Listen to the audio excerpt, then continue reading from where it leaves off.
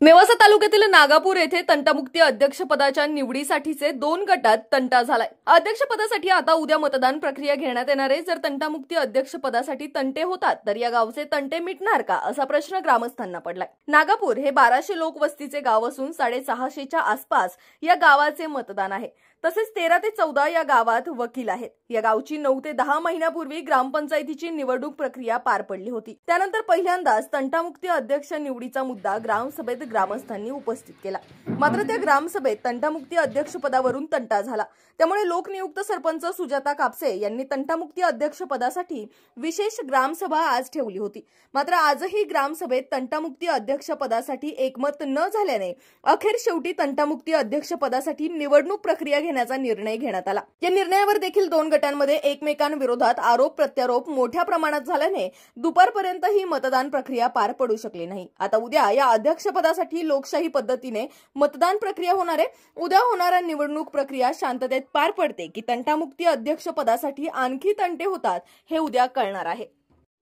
अहमदनगर जिल्हा आणि अहमदनगर जिल्ह्यातील नेवासा तालुका या नेवासा तालुक्यातील नागापूर या गावची लोकसंख्या आहे 1200 ते 1250 आणि या गावच्या तंटामुक्ती अध्यक्षपदाची निवड ग्रामपंचायतीने आज विशेष ग्रामसभा घेऊन ठेवली होती।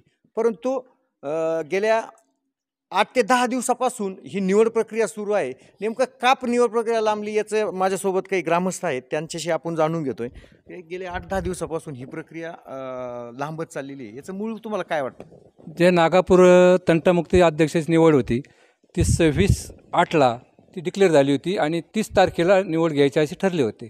त्याप्रमाणे 30 तारखेला 237 लोक हजर राहिले आणि ग्रामसभेत 237 लोक हजर राहिले आणि ग्रामसेवक आणि तंटामुक्ती प्रशासन यांनी जाणून बुजून पुढे निवडणूक ढकलण्यासाठी 10 दिवस ती निवडणूक प्रक्रिया बेकायदेशीरपणे पुढे ढकललेली आहे। ढकलल्यानंतर आज रोजी पुन्हा ती 10 तारखेला 10/9ला ठेवली होती। 10/9लाही वेळ काढूपणा आपला त्यात पराभव वाटतो अशा दृष्टीने वेळ काढूपणा केला आणि कमी ग्रामस्थ कसे हजर राहिले दिवसेंदिवस त्यामुळे ती इलेक्शन पुन्हा 4 दिवस 1 दिवस पुढे लोटलेलं आहे। हे सगळा बेकायदेशीरपणा समस्त ग्रामस्थ त्याबद्दल नाराज आहेत। प्रशासनाला BDO CO यांना आम्ही फोन केले। COनी BDOना फोन करून सांगितलं पण BDOने आम्हाला कुठलंही सहकार्य केलेलं नाही आणि इथल्या आणि त्यांना लेखी नोटीस पण दिलं BDOना, त्यांनी आम्हाला सहकार्य केलं नाही आणि वेळोवेळी सदरची ग्रामसेवक मॅडम आहेत त्यांनी तर तुम्हाला काय वाटतं की जी 10 दिवसापासून प्रक्रिया चालली यात काही चुकीचं वाटतंय?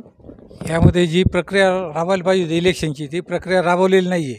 ज्या पद्धतीनं मतदार यादी जाहीर झाली पाहिजे किंवा ग्रामसभेत जे लोक हजर आहेत त्या ग्रामसभेचे लोकांचे बसून ठेवले।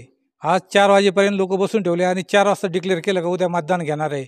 यांनी काय उशीर केला काय याचं आणि फॉर्म भरून घेतले। 2 उमेदवार राहिले त्यांनी चिन्ह पण दिले आणि चिन्ह दिल्याच्या नंतर प्रक्रिया लांबवली। कुठल्या प्रकारच्या प्रक्रिया लांबवण्याचं कारण दिलेलं नाही आहे आणि आता 5 वाजता सांगतात की आम्हाला आता उद्या वेळ पुरणार नाही आहे आणि उद्या मतदार घ्यावा। कारण ही जी प्रक्रिया आहे ती सगळी 2:30 वाजताच पूर्ण झाली होती ग्रामसभेची। 2:30 ते 5 यांनी कुठल्याही न राबवता केवळ इलेक्शन लांबवण्यासाठीच ही प्रक्रिया केलेली आहे आणि बोटवर करून प्रक्रिया घेण्याची ग्रामस्थांची मागणी होती ती फेटाळून लावली आणि जी आम्हाला निवडणूक अधिकारी म्हणून जे ग्रामसेवक नेमलेले आहे तिला या निवडणूक प्रक्रियेबाबत कुठलीही माहिती नाही आहे।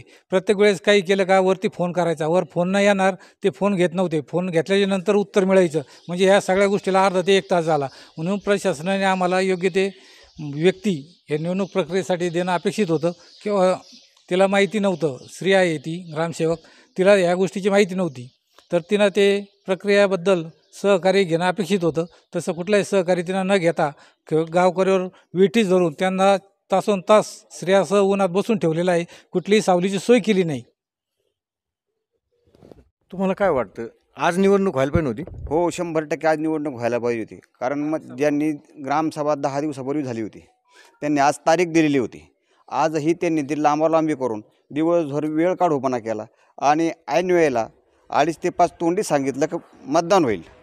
त्या उमेदवारांना चिन्ह दिलं आणि ऐन वेळेला 4 वाजता सांगितलं की आता वेळ मिळणार नाही, ते उद्या होईल। आणि मग असं 3-3 दिवस 4-4 दिवस एक महिन्यामध्ये जर 4-4 दिवस ग्रामसभेला गेले तर त्या लोकांनी पुन्हा ग्रामसभा घ्यायची का नाही?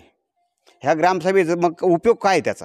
आणि तंटामुळे अध्यक्ष कसा निर्माण होईल, हे तंटे गावातील कसे मिटतील, हा मोठा प्रश्न आहे. शासनाने याची गंभीर दखल घेऊन त्याची पूर्ण चौकशी करावी ही मी सरकारला विनंती करतो. ज्या इच्छुक होते तंटामुक्तीच्या अध्यक्षपदासाठी त्यांनी असा आरोप केला की ग्रामपंचायतीचे जे अध्यक्ष असतील किंवा ग्रामपंचायतीचे ग्रामविकास अधिकारी यांनी चुकीच्या पद्धतीने ही कारवाई केलेली आहे आणि ही निवडणूक प्रक्रिया केलेली आहे. काय वाटतं तुम्हाला? एकंदरीत सगळा विचार करता नागापूर ग्रामपंचायतच्या तंटामुक्ती अध्यक्षाची निवड ही अतिशय पारदर्शक व्हावी याच्यासाठी आमच्या गावचे लोकनियुक्त सरपंच सुजाता कापसे यांनी आणि ग्रामसेवक पेसोटे मॅडम यांनी अतिशय पारदर्शक असं कारभार ह्या वेळेपर्यंत व्यवस्थित केलेला आहे. परंतु गावातील एकंदरीत परिस्थिती पाहता गुप्त मतदान होण्यासाठी सर्वांनी एकत्र येऊन सगळ्यांनी सहकार्य करावं असं आमची मत असल्यामुळं काही लोकांना वेगळं वाटत होतं का बा ते बोट वर करून मतदान करता येत नाही. गुप्त मतदान आणि गाव छोटं असल्यामुळं आणि लोकांच्या अडचणीमुळं गुप्त मतदानाची प्रक्रिया आमच्या अध्यक्षांनी केलेली आहे. त्या सर्वांना मी ग्रामस्थांच्या वतीनं आणि वैयक्तिक माझ्या वतीने मी आमच्या अध्यक्षाला शुभेच्छा देतो आणि उद्याची होणारी प्रक्रिया ही अतिशय पारदर्शक व्हावी अशी सर्व ग्रामस्थांना विनंती करतो. तर माझ्यासोबत आहेत माजी सरपंच आहेत आणि विद्यमान जे सरपंच आहेत सुजाता कापसे यांचे पतिराज आहेत. तर असा विरोधकांनी म्हणजे थोडक्यात जे इच्छुक होते याच्या पदासाठी तंटामुक्ती अध्यक्षपदासाठी त्यांनी असा आरोप केला की जाणीवपूर्वक पराभव होता समोर म्हणून त्यांनी ही दिरंगाई केली आणि निवडणूक लादलेली आहे. तर तुम्हाला काय वाटतं? पराभवाची चिंता आम्हाला नाही आहे. जो काही विजय खेचून आणायचा तो आम्ही ग्रामपंचायतच्या निवडणुकीमध्ये खेचून आणलेला आहे. जनमतातून आम्ही निवडून आलेलो आहोत आणि पराभव त्यांना डोळ्यासमोर दिसतोय. केवळ गावाची सामाजिक शांतता गावाचं स्वास्थ्य बिघडलं पाहिजे, गावामध्ये शांतता टिकली नाही पाहिजे या हेतूने त्यांनी हा आरोप केला आहे. त्यांनी जो आरोप केला विरोधकांनी त्यांना कुठंच काही सापडलं नाही म्हणून त्यांनी हा जाणीवपूर्वक हा आरोप केला आहे. आणि ही जी तंटामुक्त आदेशाची निवड जी आहे ही पारदर्शकपणे व्हायला पाहिजे, लोकशाही पद्धतीने व्हायला पाहिजे. बोटवर करून निवडणूक घेतली तर गावामध्ये तंटे वाढणार आहेत, एकमेकांचा रोष वाढणार आहे आणि त्यातून गावाचं सामाजिक स्वास्थ्य बिघडणार आहे.